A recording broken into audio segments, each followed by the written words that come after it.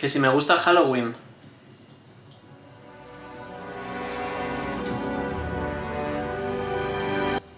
No sé de dónde te sacas esa idea, la verdad. Bienvenidos a Victorian Spirit.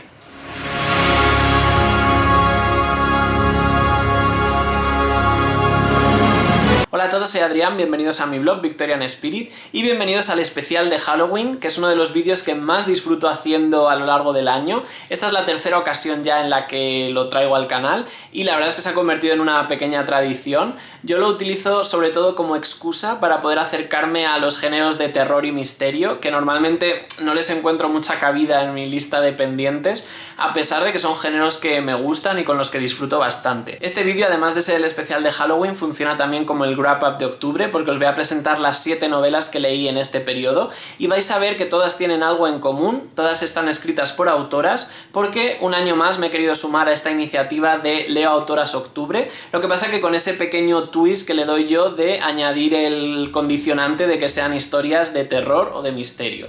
Como siempre os las voy a presentar en orden creciente, de las que me han gustado un poco menos a las que más me han gustado. Y yo creo que explicado esto podemos empezar, así que acercaos al fuego porque las historias de miedo van a empezar a salir ahora. El primer libro del que os voy a hablar es Cuentos de brujas de escritoras victorianas, que es una recopilación de historias que fueron escritas entre 1839 y 1920. Y la verdad es que este libro tenía una pinta estupenda, no solo por su cubierta prerrafaelita, que también, sino porque es una traducción de un libro que escribió el autor Peter Heining, que era un escritor y periodista, que hizo una recopilación de toda la literatura que pudo encontrar sobre brujas de la época victoriana. Y además en el prólogo ya se apunta a que esa fascinación que sentían las mujeres victorianas por la brujería, por las mujeres sabias, por mujeres empoderadas, tenía mucho que ver con el papel que ellas tenían en su propia sociedad, que era casi nulo.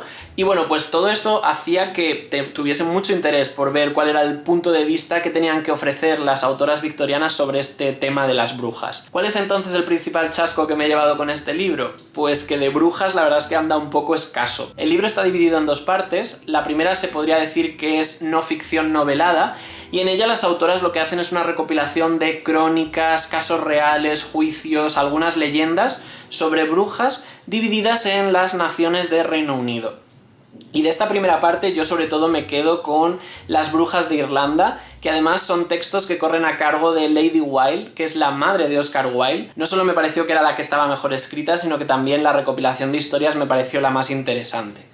Luego, después de esta primera parte, viene la segunda, que sí que podríamos decir que es directamente ficción, porque son todo relatos de autoras victorianas. Y como ya os digo, el principal problema es que brujas hay muy pocas. En este libro se recopilan otro tipo de relatos que tienen más que ver con espectros, con el diablo, distintas ambientaciones pues muy góticas, muy tétricas, pero realmente el papel de bruja está muy poco presente. Y es que me atrevería a decir algo más, y es que hay pocos relatos que estén protagonizados por mujeres o en los que las mujeres tengan un papel importante. Entonces, claro, esto ha chocado demasiado frontalmente con mis expectativas respecto al libro.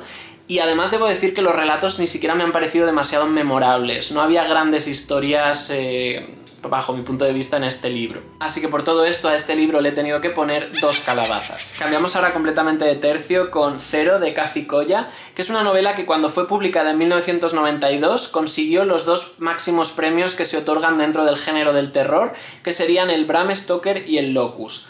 Lo que pasa que debo decir que terror en este libro no vais a encontrar tampoco. No sé, creo que este vídeo está quedando un poquito de clickbait, pero no por mi culpa. O sea, yo leía libros que estaban categorizados como terror, como brujas, pero no ha sido exactamente lo que me he encontrado. Pero bueno, en esta historia vamos a conocer a Nicholas y Nakota, que es una pareja totalmente disfuncional y que llevan una vida bastante marginal, y que un día por azar van a descubrir que en el mismo edificio donde vive Nicholas hay un almacén abandonado, y en ese almacén encuentran una especie de agujero negro, una especie de vacío cósmico, digamos.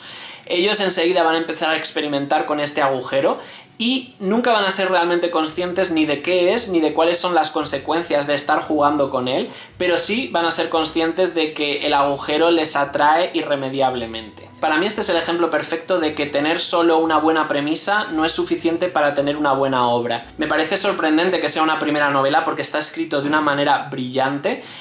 Sin llegar a serlo, ella utiliza una especie de flujo de conciencia porque todo el libro está narrado en primera persona por Nicholas y digamos que es un estilo en el que nos bombardea con la vorágine de pensamientos que va teniendo Nicholas sobre este agujero y creo que eso está muy bien, creo que engancha desde el primer momento. La premisa en sí es muy atractiva, yo al principio del libro no podía casi ni pestañear porque sabía que iba a venir algo muy gordo, que esto iba a dar mucho de sí, pero no. Según fui avanzando me fui dando cuenta de que no. La historia llega un momento en que se vuelve bastante obsesiva y bastante repetitiva y bueno, pues no... llegó un momento en que me desconecté. A esto también contribuyó el hecho de que los personajes todo el tiempo tienen unas motivaciones que son un poco difíciles de entender y no hablo ya de empatizar con ellos, pero entender lo que hacen. Y claro, pues esto también hizo que llegara un momento en el que me diera un poco igual lo que les fuera pasando, porque es que no me sentía partícipe de las decisiones que tomaban, no las comprendía, no las entendía, entonces para mí era todo como muy ajeno. Yo estoy seguro de que a este libro se le pueden sacar lecturas alegóricas muy interesantes, sobre todo por ese mundo tan marginal que describe, en el que el sexo, las drogas y el alcohol están a la orden del día.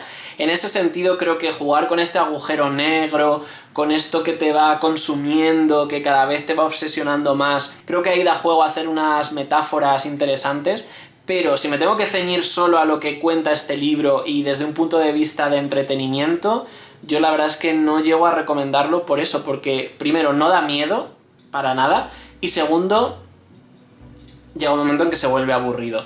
Por todo ello, también he tenido que ponerle 2 calabazas. Volvemos al siglo XIX, aunque en este caso con una autora estadounidense, para hablar de La llave misteriosa y lo que abrió, un libro de Louisa May Alcott. Debo decir que por ahora la faceta más gótica y macabra de Louisa May Alcott a mí me convence bastante. El hecho de utilizar el seudónimo de A.M. Barnard, que es con el que escribía este tipo de historias, le permitía sumergirse en unas tramas, unos personajes y unas ambientaciones que normalmente pues no es a lo que ella nos tiene acostumbrados, ¿no? Sobre todo si pensamos en su gran éxito Mujercitas. Pero por encima de todo hay que tener en cuenta que Louisa May Alcott es una autora que escribe muy bien, que tiene un estilo muy pulido y sobre todo que en este tipo de historias consigue introducir giros sorprendentes bastante buenos. La historia nos presenta al matrimonio Trevlin, que son jóvenes y nobles y que llevan una vida muy feliz, a pesar de que sobre su familia se cierne una profecía funesta. Una noche, una visita inesperada y un secreto escuchado a través de las paredes lo va a cambiar todo. La verdad es que yo a esta historia la única pega que le puedo poner es que al ser tan breve, al ser una novelette de solo 100 páginas, profundiza muy poco en general, tanto en la trama, en los personajes, etc. Y bueno, pues al final se queda en eso, en una especie de relato, en una novela muy cortita, con misterio, con suspense, con revelaciones finales y en ese sentido pues... sí, es muy entretenida, pero claro, no la puedo puntuar por encima de otras novelas mucho más desarrolladas y mucho más complejas porque tampoco me parecería justo.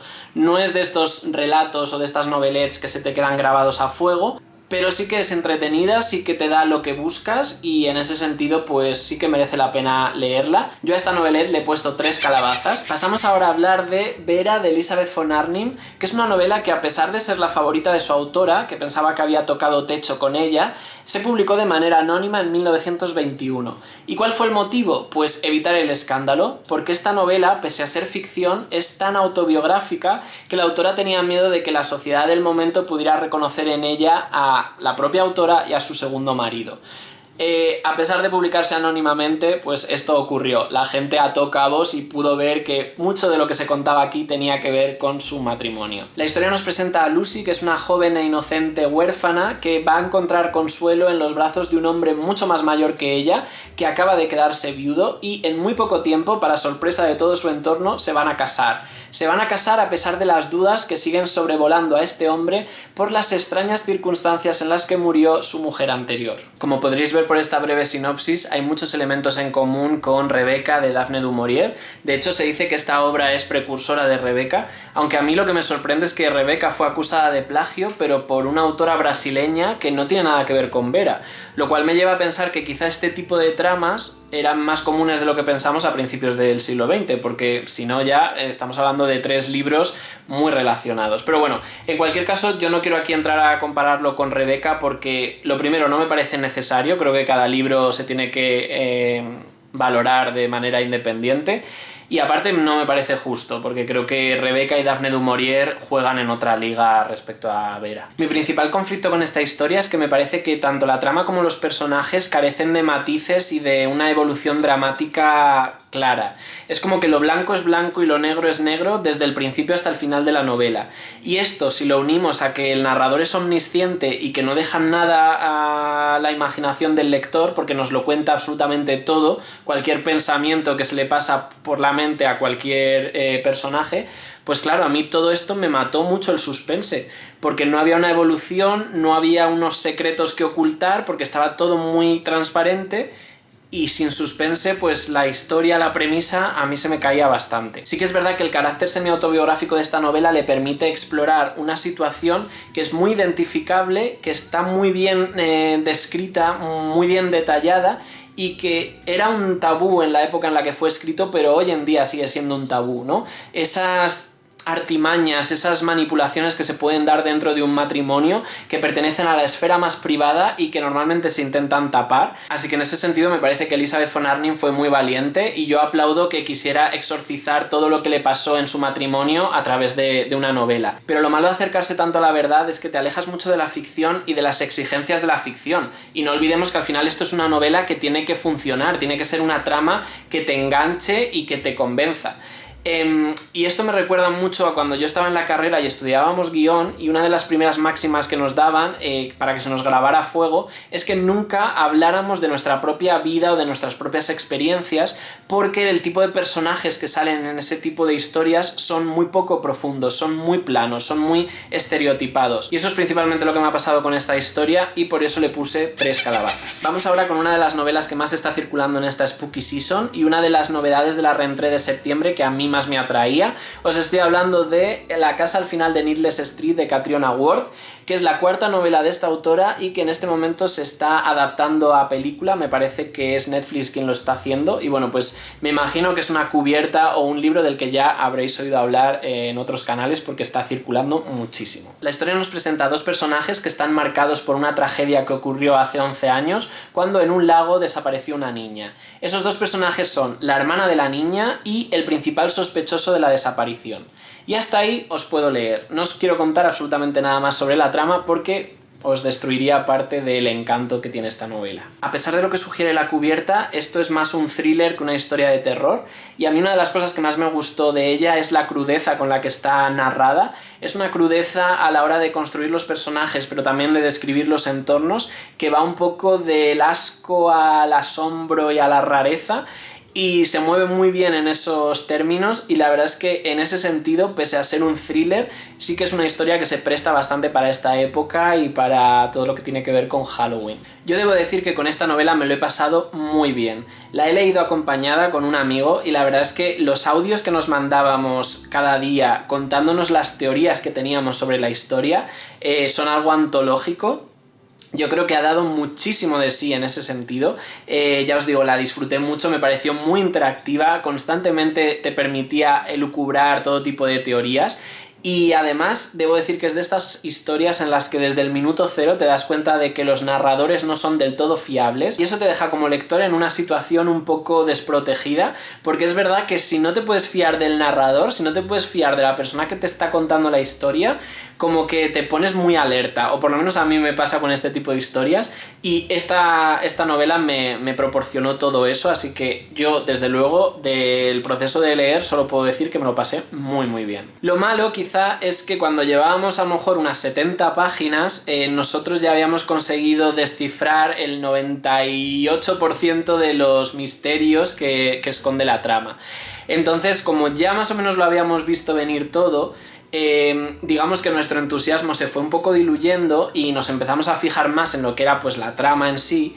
Y claro, a mí al final me parece que este libro esconde bajo una estructura muy compleja una historia que es muy simple.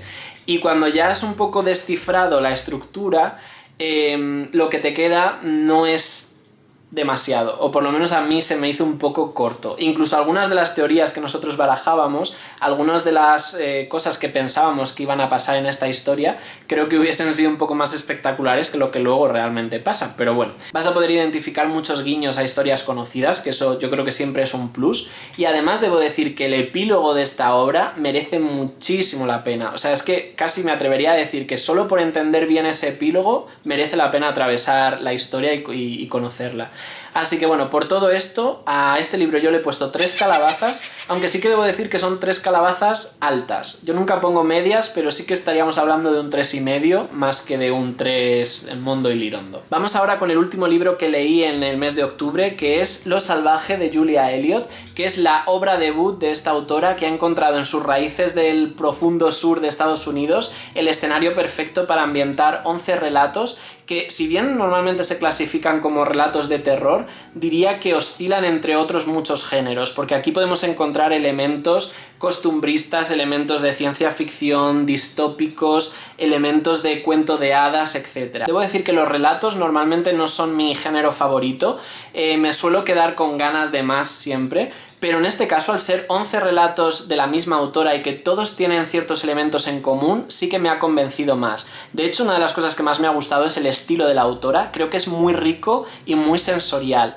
Es de estas autoras que te describen colores, olores, sabores, temperaturas, no sé, te sumerge muchísimo en cada una de las historias y en la ambientación, y eso se ha mantenido a lo largo de los 11 relatos, con lo cual, aunque ha habido algunos que me han gustado más que otros, digamos que el disfrute de leerlos será muy similar. En vez de recurrir a grandes monstruos o a efectos especiales para crear terror en el lector, lo que Julia Elliott hace es recurrir a la vida más cotidiana, enfocándola desde una perspectiva nueva e intentando crear como esa sensación de desasosiego o de incomodidad en el lector. Y para eso recurre a temas tan básicos, tan normales como puedan ser el amor, la familia, la salud, la vergüenza, y eso es una de las cosas que más me ha gustado, que es un tipo de terror muy cotidiano, pero al envolverlo en una prosa tan interesante, pues lo que consigue es que al final el relato pues cobre una dimensión un poco más especial, ¿no? Pero las cosas que se describen aquí son muy sencillas. Por último, me gustaría destacar el gran acierto de que la autora recurra a sus raíces sureñas y que todo lo que se cuente aquí esté muy,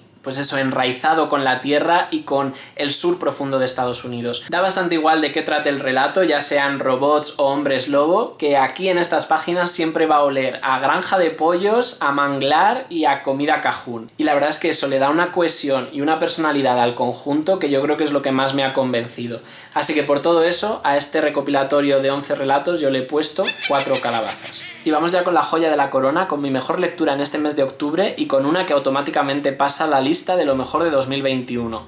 Os estoy hablando de Mi prima Rachel de Daphne du Maurier. Esta novela, como pasa en muchas otras de la autora, está ambientada en Cornualles, que es la puntita más occidental y al sur de Reino Unido, y se comenta, se rumorea que la autora se inspiró en el retrato de Rachel Corrie, que fue la esposa de un terrateniente y de un político inglés del siglo XVII, para crear el personaje principal de la novela, para crear a Rachel. La historia nos presenta a Philip, que es un joven huérfano que se ha criado con su primo en un entorno privilegiado y exclusivamente masculino. Cuando su primo muere en extrañas circunstancias, justo después de haberse casado, Philip va a tener que recibir en su casa a Rachel, la viuda de su primo, y con ella pues se va a poner patas arriba todas sus creencias sobre la vida y en especial sobre las mujeres. Yo creo que si me gusta Daphne du Maurier es por la manera tan clásica que tiene de concebir sus historias. Para ella lo más importante, la base de todo, es la trama y los personajes, que es lo que yo llevo defendiendo desde que abrí este canal hace 2 años. Para mí eso es lo más importante.